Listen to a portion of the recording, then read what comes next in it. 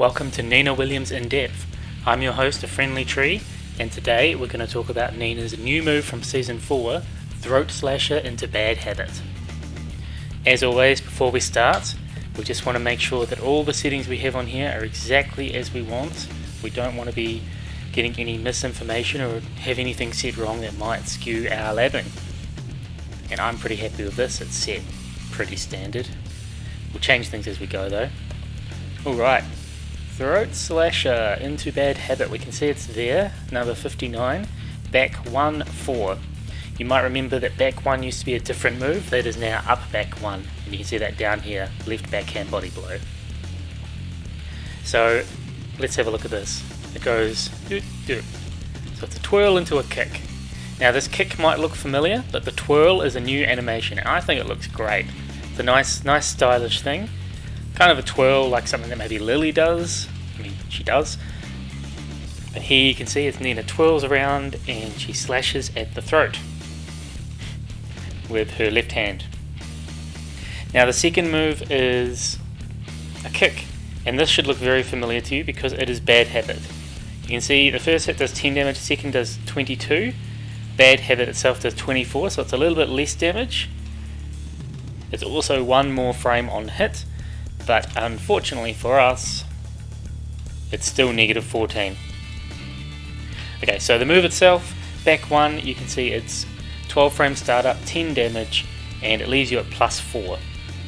The second hit does 22, making a total of 32 damage, natural combo, and it leaves you at plus 9. The first hit is minus 7, by the way, so the first hit on its own is safe, a safe high that you can use. But if you complete this, of course, negative 14. Range wise, we're looking at about range 2.2. It's about the furthest you're going to get it to work. So if I go a little past 2.2, if we go to about there, you can see that'll work.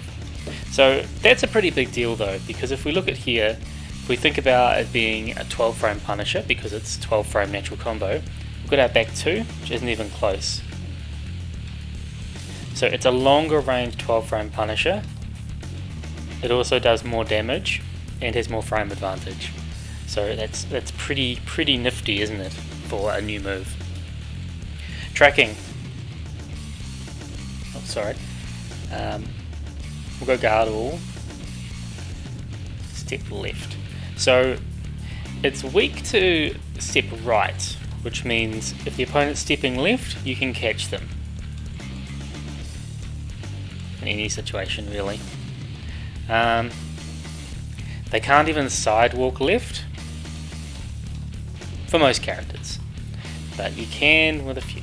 But now it's weak to sidestep right, which of course is Nina's weak side, so you need to be cautious of this. Thankfully we've got other moves that we can cover it with, but if you're using this as a poke, just be aware that people will often be stepping in the direction that will catch it, so you're probably better off using a forward input first, just to improve the tracking, or you can do a back input, so you can just hold back for a moment before you do it to help track in the weak direction. The first hit on counter hit does nothing special. Oh, whoops. Oh, actually I should talk about the second hit as well. If we go guard all, they cannot step the follow-up hit. Some characters may have some evasive options, but you cannot step it either way. Also, you cannot backsway it with Nina.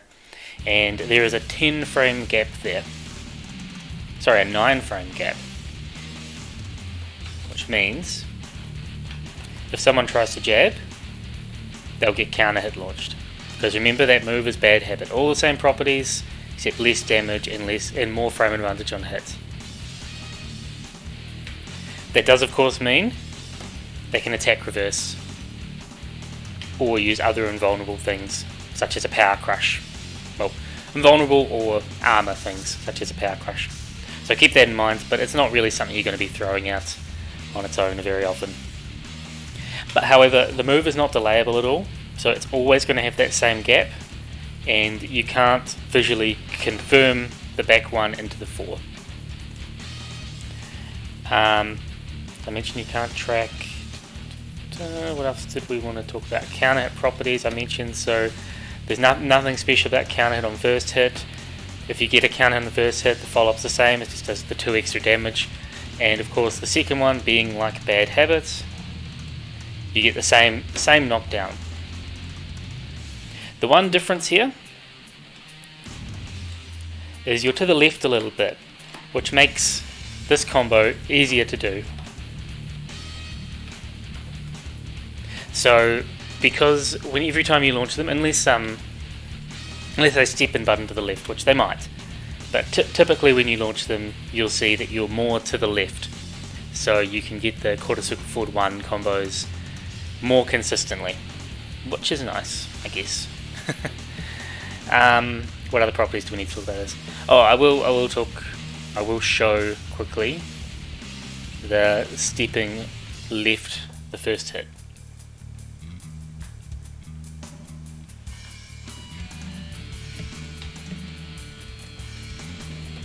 So I should, if I go like this, or we might have the sidewalk.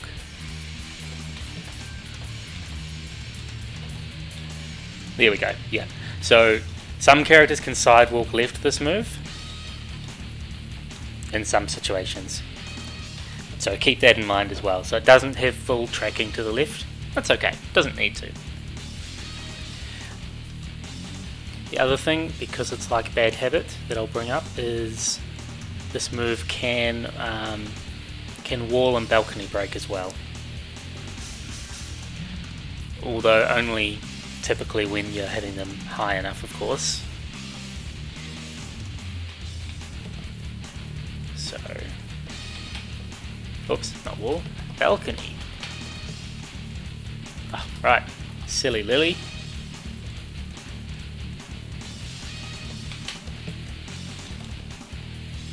Yeah. But that's only if they're airborne, so you won't get a break or a splat or anything if you just punish with it, and that's fine, you're still +9.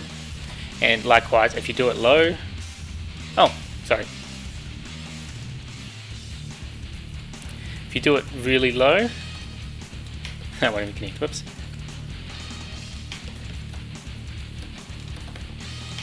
If you do it low enough, it won't, come on.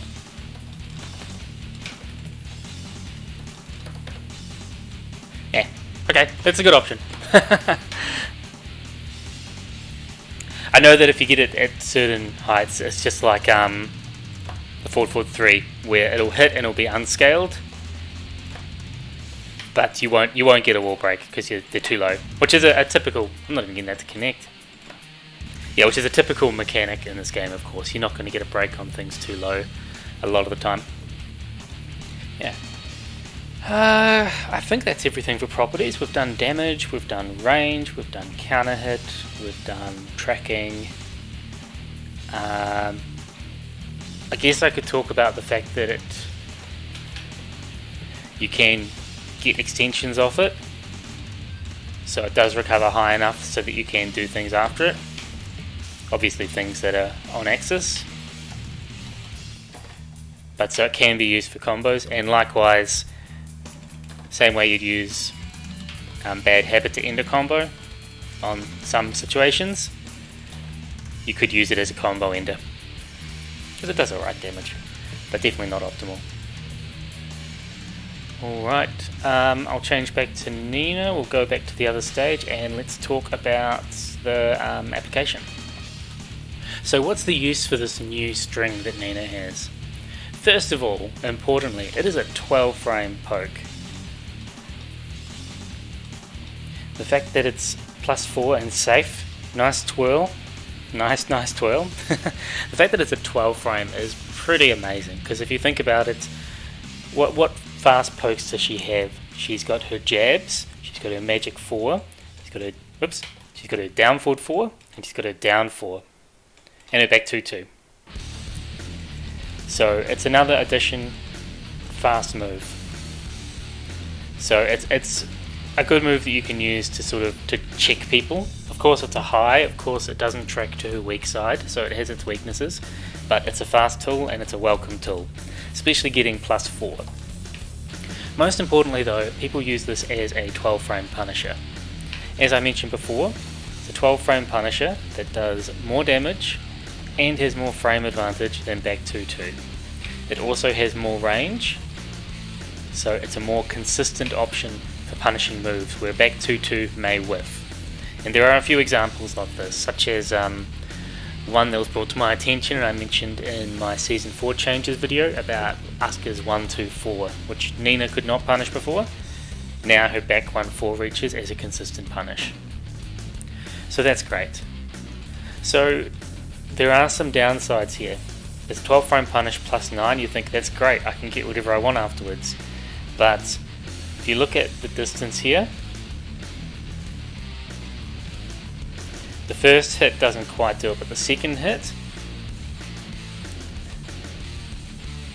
we're not really seeing a difference in distance, right? The opponent is always at around the same distance. It's very minimal, the difference in distance.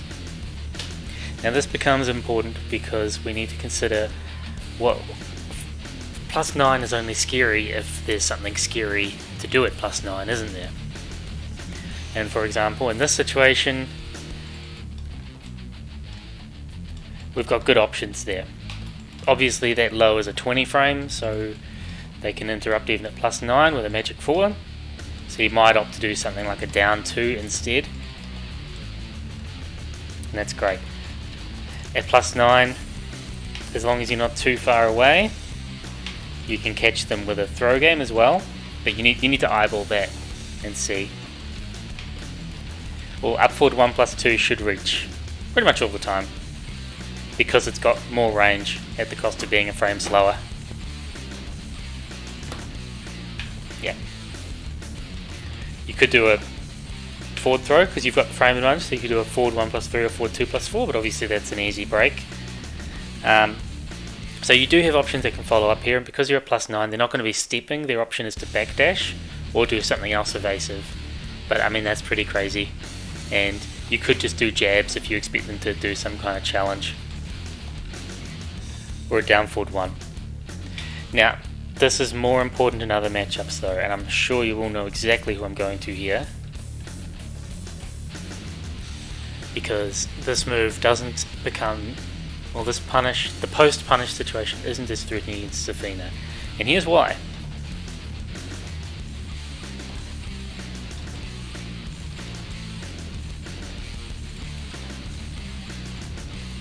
She has no reason to duck.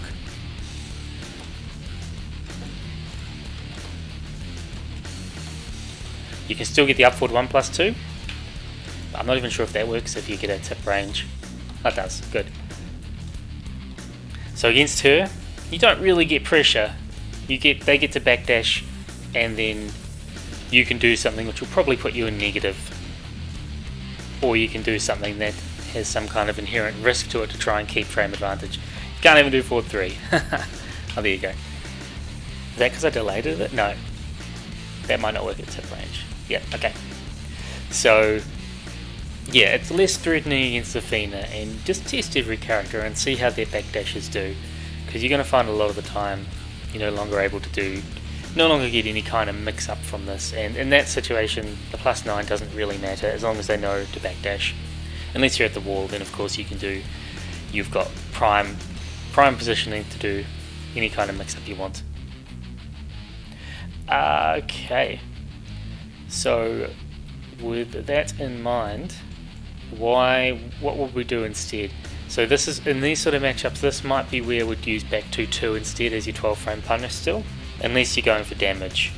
So it becomes kind of the situation like a 1-4 or a 1-2 punish, depending if you want to get damage or if you want to go for Oki afterwards. Well, not Oki, sorry, pressure afterwards. But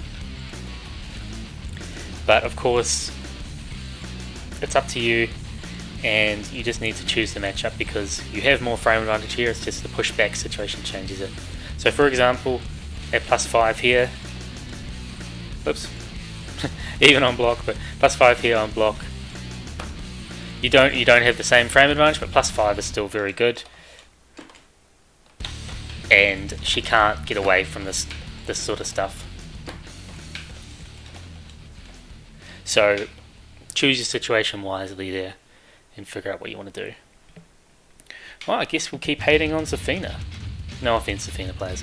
She's a cool character, and she's just got a very strong backdash and very strong movement, and that's why I've put her here as the example, because you can see how she can negate this pressure quite easily.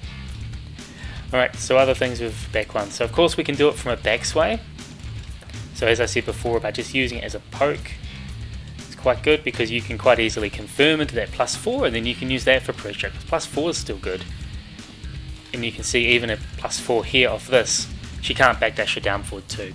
She will be able to step it in this situation, of course. So if I go, let's go step left. Yeah, pretty sure Zafina. Yeah, but either way, you know, it's just more to add to it. So once again, this is a good move that you can just sort of throw out and confirm. The same way you might do a down forward 1 or a down forward 1-2. You could use back 1 kind of as a confirm into pressure or confirm into your turn tool without losing too much pressure.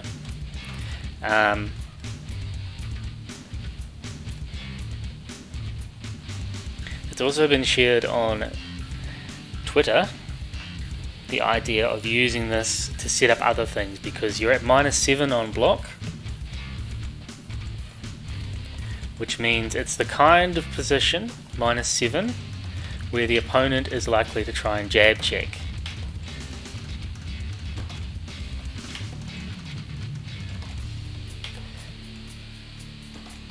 Sorry, let's record that again.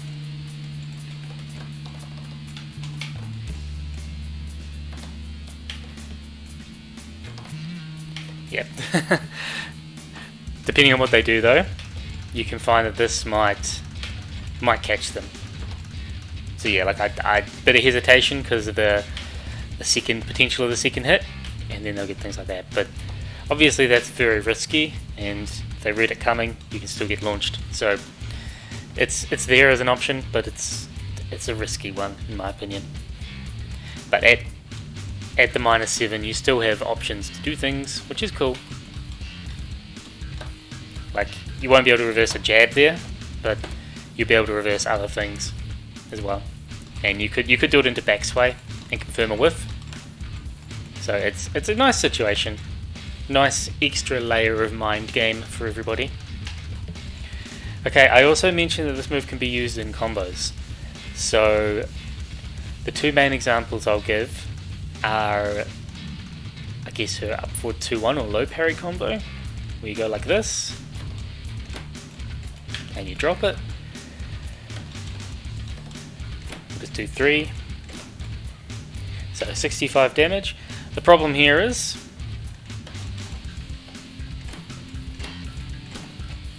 it does the same damage as a 2. So there's not really any advantage there, it's just that it looks nicer. I think the window off it is a bit harder too, as in to get the while standing 1 off it afterwards is a little tougher. But yeah, it's about going for style points, I guess. And with a twirly move like that, of course it's style points. And the other big one that people have been talking about is her magic 4. So instead of doing a dash jab, instead of doing a dash down, oh, sad. Instead of doing a dash, oh my god.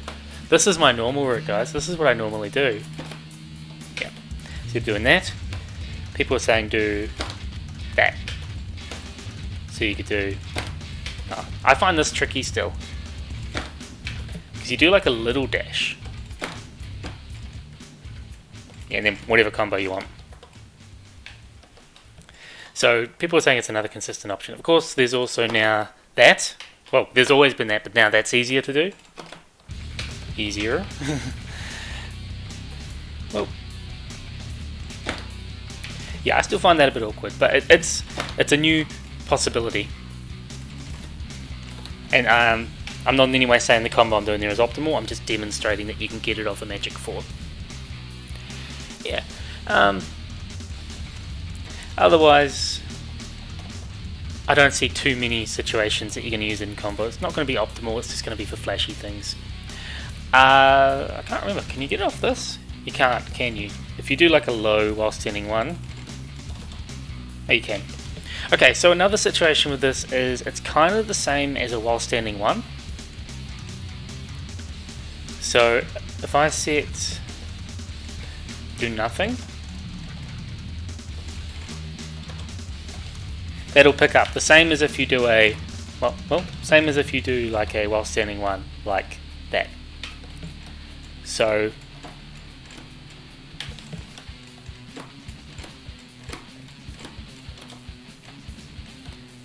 yeah, so it's the same sort of situation. So in many cases when you might be using that kind of oki, you can add an extra hit.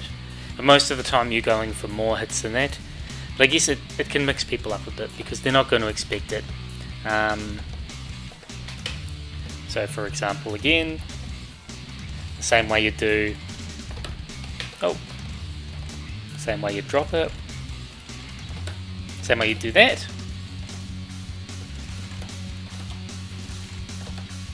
Oh, come on. Yeah, so it works the same. So that's a good thing to know, just for mixing up oki.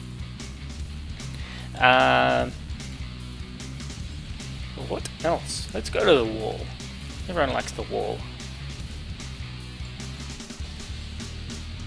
Once again, another option you can use is the throat slasher to bad habit as a wall hit, wall combo, but it's not optimal. Variety is the spice of life though, right? And it's important to mix up your options so you don't become too predictable. So there may be scenarios where you want to use this instead. So for example, the oki of this is also similar to the while standing one, but this is, you do the whole combo. So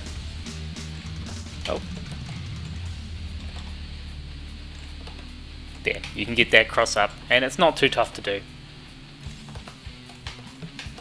So depending on what you want to do there, if you think they're going to tech to get up, you can mix it up.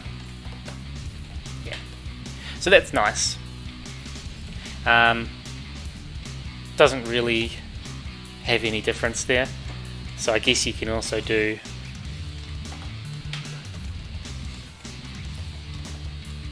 the problem is you're not going to get it to connect easy. That's probably the best you could do, but you're dropping a lot of damage.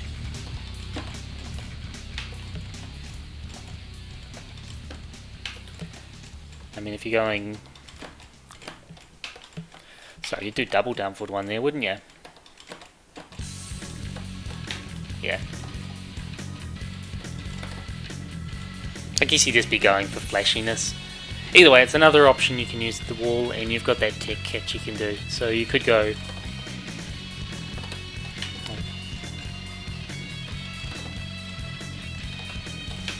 Not even sure if I can get it off that height actually. Oops.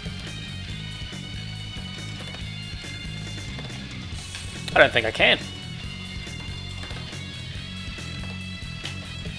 Doesn't say the frame advantage, does it? No, it doesn't. No, okay. So you have to do it at this height if you want to get that oki, because they fall down differently. You'll notice they recover faster. So I wouldn't really say that's worth it. There might be something I'm missing here. Whoops, didn't cancel. Either way, it'll be similar to other situations, but I wouldn't say it's incredible. Just another option that you can add if you want.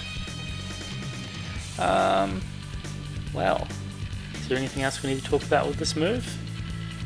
I don't think so. I think it's pretty clear cut in its uses and its purpose. So the main thing would be as a 12 frame punisher, or the back one as a poke, and then you can also use it for some different oki resets in the same way that you could use while standing one. I think that's it. Let's go on to the summary. Nina's Throat Slasher to Bad Habit is her new 12 frame punisher added in Season 4. It is a high into a mid, dealing 32 damage, with more range than her back 2-2, more damage than her back 2-2, and more frame advantage than her back 2-2.